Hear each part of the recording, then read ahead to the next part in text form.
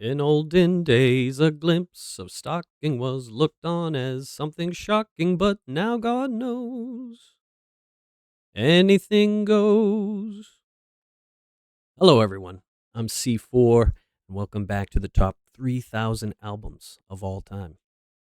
The year is currently 1956, and we'll be looking at album number 291 on our list. That's not the highest ranking album. There was one, I don't remember which, but one has beaten it. But this is still pretty good. 291 out of 3,000. The artist is once again Frank Sinatra. This is our third time seeing him on this list. And the album title is Songs for Swingin' Lovers. I see in this year they liked album titles with exclamation points because last time we had Fats Domino. And his album, This is Fats Domino, also had an exclamation point. I don't think you'll see that much these days. Usually there's not, complete phrases or sentences used for album covers anymore, I don't think. Also, this album title was clearly an inspiration for Mike Patton's outfit Lovage. Mike Patton was the singer of Faith No More, and he had many side projects, one of which is Lovage. And he put out an album called Songs to Make Love to Your Old Lady By. Again, I think it's an homage to these Frank Sinatra album titles. The genre here is vocal jazz. The label is Capitol Studio A, Capitol Records, and this was released on March 5th of 1956. So let's take a look at Old Blue Eyes. There he is in his fedora. For the album cover, again, we're getting these painted. I prefer, those jazz album covers we were seeing that were very hand-drawn, look like a Juan Miro painting. Or at least the photographs, the candid photographs. This, not the best album cover.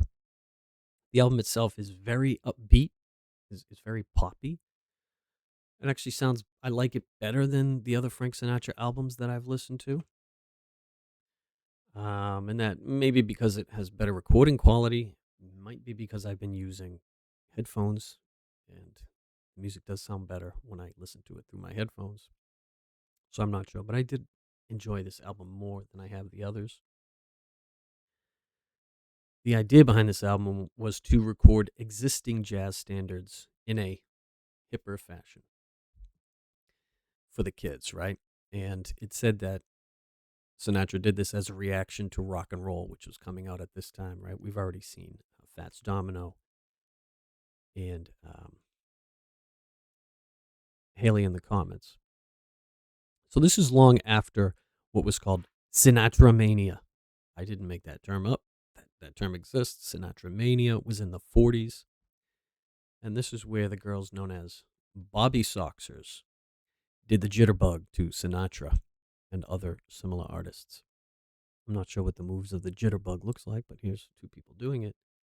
And these girls were called Bobby Soxers for their style. They wore Bobby socks, which have sort of frills on them. So I'm not sure if you would call this an aesthetic. I don't know if Bobby Soxer is an aesthetic. I suppose it would be these days. But I'm going to think of them as the original Beliebers. They were Sinatra maniacs.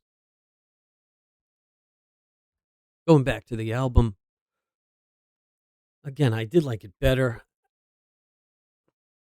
I'm not a big fan of Frank Sinatra, but I get why people liked him. I get why this music would have been appreciated at the time. Maybe because of how I've grown up, but to me it sounds like music I would use for a soundtrack, in a movie for certain scenes. I would definitely use these songs, but I wouldn't often be putting this music on myself. There's a lot of famous song titles on this album because it is standards, nothing's really original on here. So we have, for example, track 7, which is Pennies from Heaven. I've heard of that song. We have track 9, I've Got You Under My Skin. Track 12, Makin' Whoopee. These are all sort of famous songs sung by him and other artists. Track 14 especially I do like. This is Anything Goes, originally written by Cole Porter from the 1934 musical of the same name. And this is another one which is on the Fallout 3 soundtrack if you've ever played that. It has all these old throwback songs, which really create the atmosphere of the game. Excellent soundtrack. And the song Anything Goes complains about the loose morals of the day. And we still hear people complaining about this today. And every time I hear people lamenting about how the way things used to be, I think of this song from 1934. It's a difficult song to sing. It has a very odd phrasing, and that's why I like it. It doesn't sound like typical song structure. So check that song out in the album. Why not? In the links below. And don't forget to comment, like, and subscribe. And I'll see you tomorrow.